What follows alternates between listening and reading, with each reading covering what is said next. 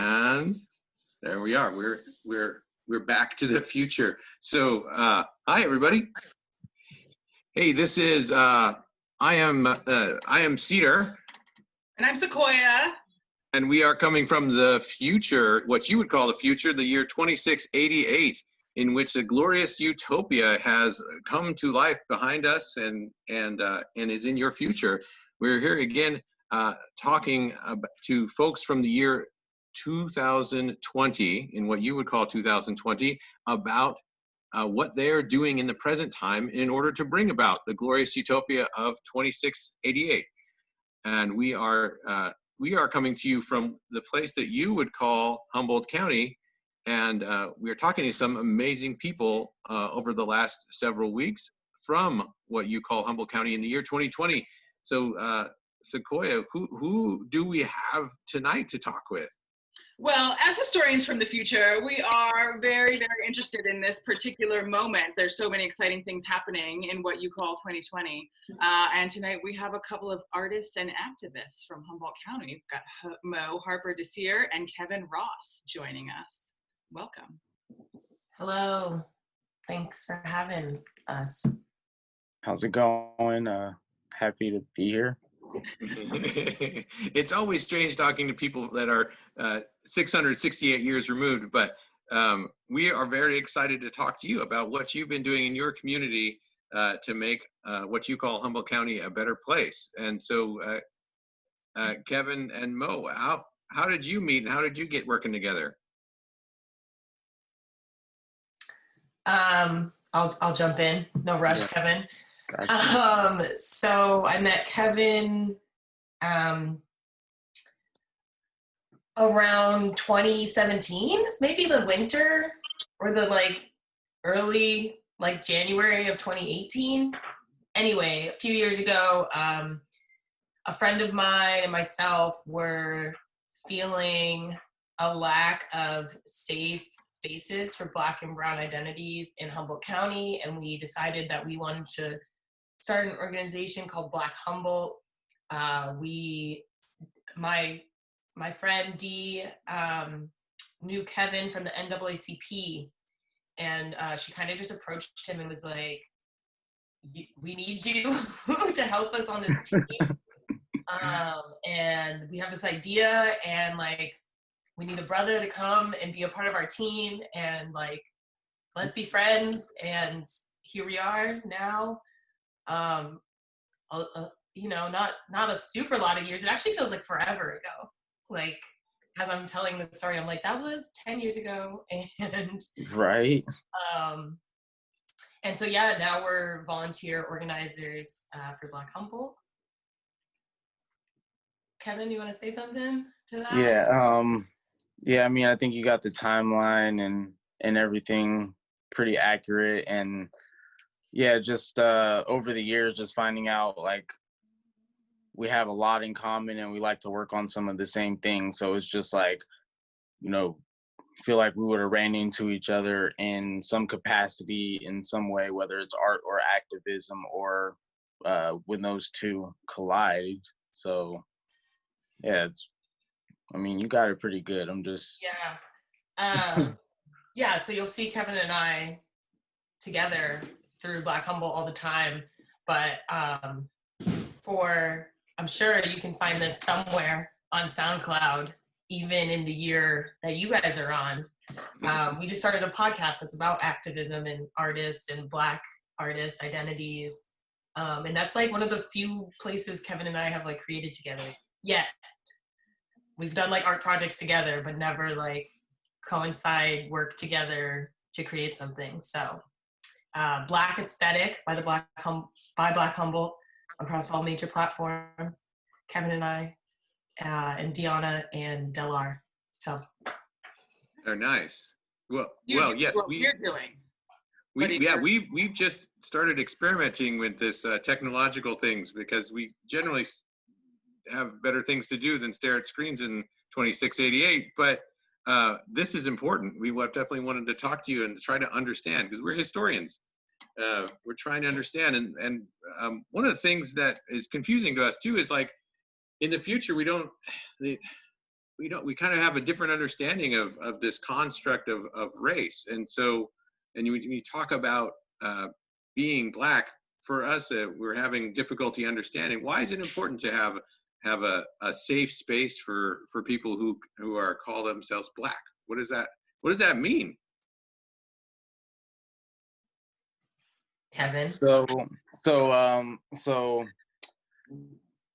in 2020, basically, the institution of American slavery is still showing residue after over a century of supposedly being ended in various ways and in all of our institutions, including law enforcement, education, healthcare. I mean, you name it. There's people treated differently based on the color of their skin. So historically, it's been darker skinned folks that are the victims of oppression. And so the need for a safe space is basically to create a single place in a point in time in which some of that oppression is not experienced. And so that's basically what Black Humboldt is creating those kind of spaces for what are we at, 4%, 6% Black population in Humboldt County. 2, but maybe after this census. 2, maybe 2%. So what it's basically like there is a lot of threat that has been like actualized by white folks in America. And so for Black people walking around where there's basically in institutions where they control our lives, the government, the police, who does hiring, seeing white faces is often, we're often basically going to be oppressed further to some degree. And so people don't get hired because they're Black. People get perceived as breaking the law for being somewhere because they're Black, not because they're doing anything wrong, but because they're Black. These are the things that are realities that can result from a minor inconvenience to being killed. And so, and if one gets killed, you know, there's a question of whether the investigation into that murder is actually even taken seriously. So, or even just treated equally to a white victim, of whether they're actually going to solve it or follow the protocol correctly, or you know, for whatever reason, there's a disparity in how people are treated during still in 2020, despite major breakthroughs in civil rights and voting and different things. It still resonates. It's still been the foundation of this society, and it's hasn't completely gone away. And a lot of the people that continue to perpetuate this oppression are doing everything in their power to uphold it and deny it. So basically, as Black people in America in 2020, we're continuing to be essentially gaslighted by every major institution that we rely on for our very survival. Yeah, you can imagine that this is very confusing for Sequoia and I. As we live 668 years in the future, I guess you can imagine 668 years in your past. There, as far as we understand, this concept of discriminating against people by their race was not the way it was in your time. So we're trying to figure it out and understand. And what I'm gathering is that what you all are doing is creating a little bit of a utopia yourself when you have these safe spaces where you can be yourself, have a good time, and hang out. And you know, I don't mean to rub your face in it, but Cedar and Sequoia, we just enjoy that every day because we live in the future. So hopefully you can bring more of that and expand that space that you have in your present time in 2020. Well, and so it's interesting to me because it seems like a lot of the folks that we have talked to about various things that are happening in your time, a lot of the issues that happen are because of inequalities that have been set up so that someone can profit, so that someone can benefit from them. And that is something that, you know, in the research that I've done about what's happening in this particular moment in time in 2020, with police brutality and the concept of policing and imprisoning people, a lot of that seems like it is designed also to make a profit. And so I wonder, Yeah. you know, like what are the visions that people in 2020 have to ending this system? Yeah, I mean, I'll start with just the history. The police state exists. If we look at it, you know, completely at its origination was to catch runaway slaves, right? Because we want to continue to make money off free labor. When slavery was abolished, police patrolling quickly turned into incriminating small crimes at a large scale, because you could still commit criminals to free labor, to slavery, right? So as our country lost its, you know, cash crop through slavery, 100% profit almost, we saw, you know, the criminalization of Black bodies at extreme rates to maintain this profit, right? So we're taking Black bodies to continue slave labor through the prison system. Then as, you know, our country becomes more based in capitalism, we shift that again and we create private industries that own these prisons. So ultimately, corporations then own free labor from Black and brown bodies. And at one point, prisoners actually were stock in our, you know, the history closer to Kevin and I than you all. So just within the police state for so long, we've given power, privilege, and money to create the brutalization of these bodies for the same reasons. And so some people are so afraid of the word defund or abolish the police. But what we're really saying is stop capitalizing off imprisoned bodies, which still to this day are mainly Black and brown bodies, or white bodies, right? But most importantly, like Black and brown bodies are targeted for these prisons to benefit from prison labor. And the police that are doing enforcing these laws aren't far from the similar characteristics of always manipulating power, brutalizing those without the power, taking advantage of inner city Black and brown bodies.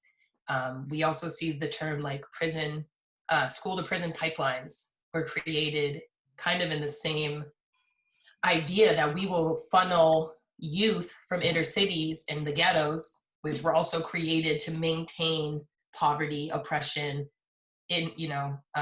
encourage drug and gang violence, so that we can send our slave patrol to round up Black and brown bodies to continue to profit the corporations that own these prisons. So really, we want to abolish the power police feel putting Black and brown bodies in these situations. And we want to take those funds that end up going to things like new cars that are not needed, like military grade weapons not needed. Like, you're supposed to be community, safety and community wellness. So I'm not sure why we're buying police forces military grade armor and weapons, but we want to take those funds and give them back to education centers, community centers, resources that help rebuild communities, so that we see a decline in crime, drug use,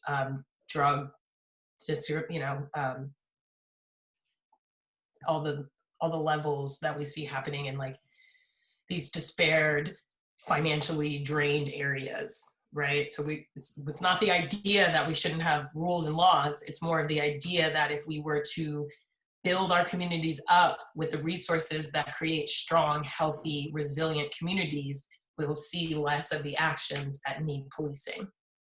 And maybe there is still policing situations happening.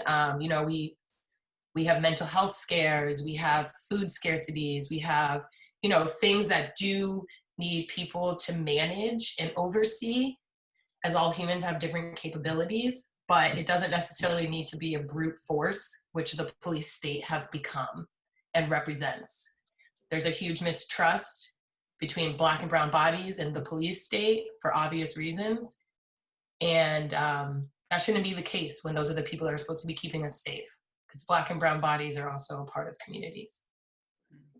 So, Sequoia, can we tell them that the police and prisons have been abolished in 2688, or should we not tell them that? I think that we can tell them that. We'll just go ahead. Okay, yeah. So I'm glad you've been starting this work, because it really does come to pass.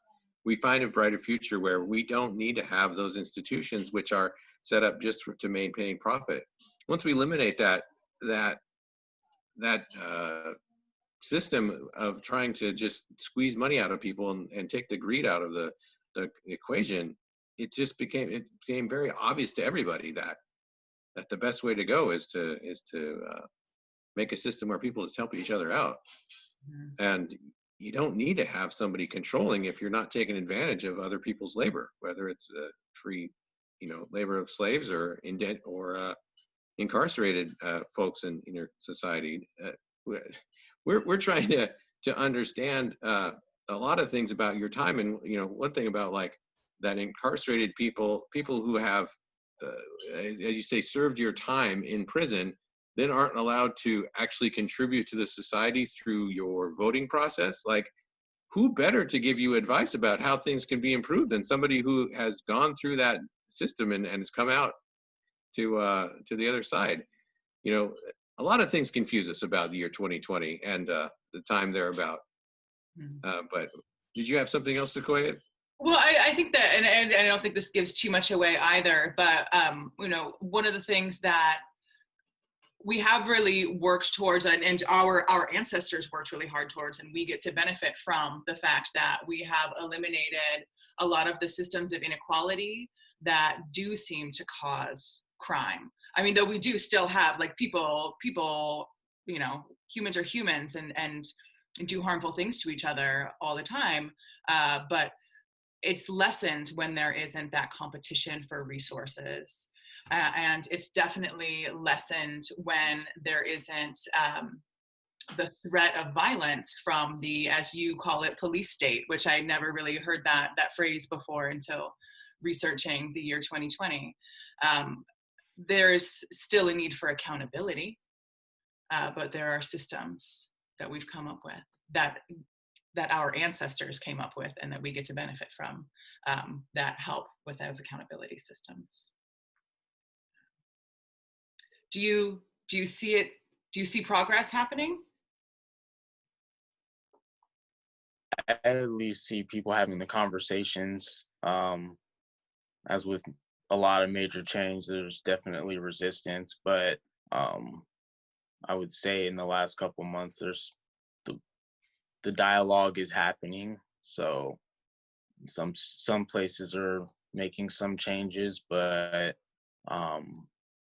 there's still, there's a long way to go for this one. I have what might be a silly question when talking about the police as a body. What color are the police?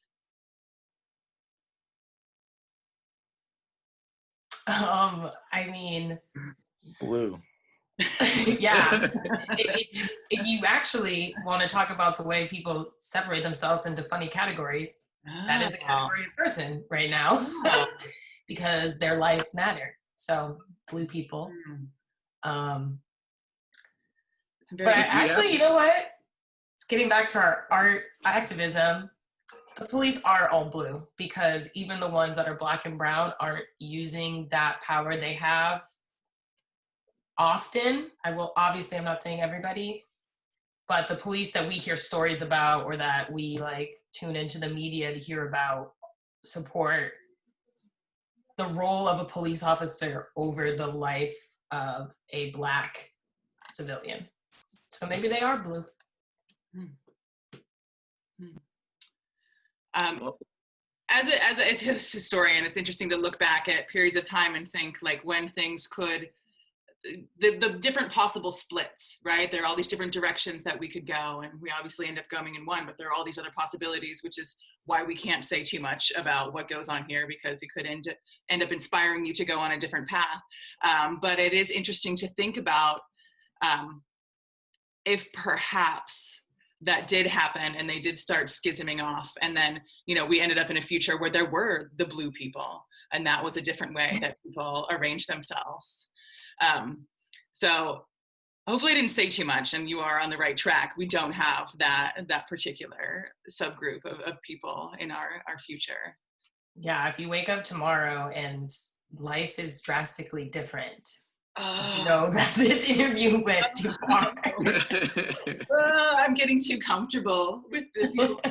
I think we've been doing our research, and we understand that, especially at this time in our history, in your present, it's been amazing to see. And I'm not sure if this is right now or is just a little bit after you, and so I don't know if we're giving too much, but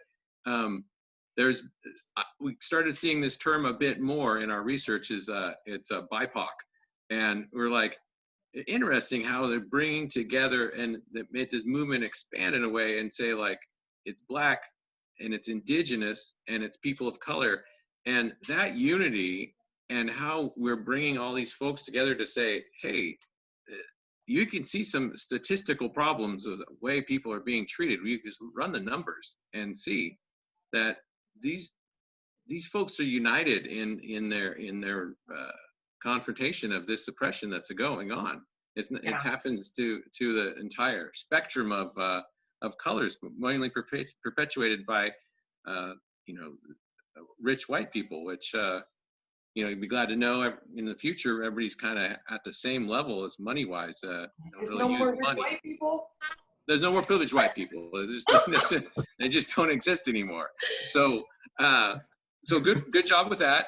And I think it also shows that we're getting our humanity, because we used to all just be people of color, and now we get to have our individual identities that we've always had, but just maybe the majority wasn't taking time to notice. Well, it's interesting looking at history and seeing one of the biggest scams and boondoggle has been that to convince that poor white people that they're on the same side as the rich people. Who's this guy? We've just been finding out Bill Gates, Jeff Bezos, and all these other characters, like, to say you have more in common with those dudes just because your skin is the same color, and we're going to give you a little more privilege and access to things in your life because of that. And people bought it. We're kind of confused. And once again, trying to understand what the heck is going on. How did they manage that? Maybe it's this TV thing or these screens that they had everybody going. I mean, these guys were like big on the screens, right? That's how they got so rich. So yeah, I mean, that's their whole life. That's really where you got to travel back in time to meet with some folks as they're developing computers and further developing the television, and tell them like aliens come or something. So then we just skip that whole thing. We're gonna have to pretend that you didn't say that, because the people, our superiors from the future, could be listening. It's a joke. Accountability. Yeah. Thank you. So you introduced yourselves and both said activists, and both said that this word, which you've been hearing a lot lately, activism, and it seems like that is definitely a way that many people identify themselves in the year 2020. I guess in the last few minutes that we have, we're very curious to know what you're acting for, what your dreams for the future are, what this activism you hope will ultimately lead to. I guess I personally like telling stories, and I feel like when you tell oppressed people's stories about liberation, it is a form of activism. as it educates people that don't experience those things. Excellent. Kevin, Yeah, what do you see in the future? Oh man, I see I see centuries of unpaid labor being paid with interest. Mm. I see everybody thriving and surviving. I mean, based off of some of the things that I've heard during this conversation, it sounds like people can more or less kind of like explore their true love and spend time with people they really care about rather than enduring exploitation or labor for survival. Yeah. Yeah. Well, thanks to the hard work that our ancestors, who we assume that you're a part of that, our ancestors did all this hard work so that we could enjoy that. Now, so again, I'm getting too comfortable and I'm giving away a lot, but I will say that I don't think Sequoia, I don't think we can tell them how the reparations process works. We're not going to go into the details of the thing about how it goes down. So anyway, I just want to let you know though, good work on that, sorting that out, because it does work out. Yeah. Perfect. Yeah, it was the right thing to do. But before we go, can you remind us where we find this podcast that you're collaborating on? Yeah, so you can check out Black Humble at www.blackhumble.com. We have a BIPOC business list. We want everyone to support those businesses as we, especially as we're all affected by this virus. Our podcast is Black Aesthetic. It's on like SoundCloud, iTunes, Spotify. Maybe not for you all, but for the current folk, all those major platforms. And we have a Patreon. So if you want to keep supporting the work that Black Humboldt is doing, creating safe spaces and representation for Black and brown bodies in Humboldt, you can just go to Patreon and like look up Black Humboldt. And we got some goodies and all that organizational stuff. Great. Yeah, we're also on Facebook and Instagram at Black Humboldt. So if you want to know about events and stuff coming up in the community, some by us, some not, mostly virtual at this point, give us a follow on Instagram. Yeah, excellent. And then Kevin, or my website as an artist and activist educator is www.mohdcreates.com. And so Kevin, maybe you too. And then you can find my art at kmrossphotography.com. About to drop a academic calendar in the next couple weeks. The pre-sale date, this is the first time I'm announcing it, so you guys got the exclusive. But yeah, kmrossphotography.com. I'm on Instagram, km.ross. See y'all around, hopefully. Yeah, you'll see us. Humble, at least. We're still small. We're not a utopia yet.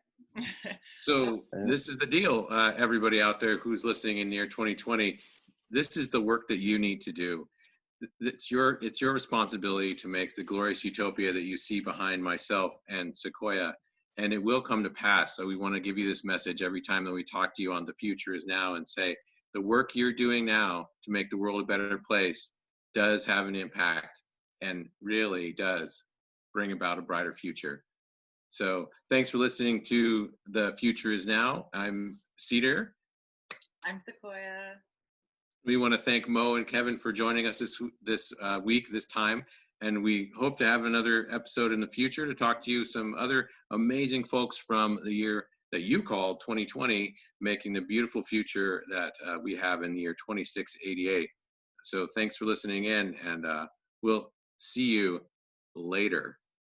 See what I did there? All right. Thanks for tuning in.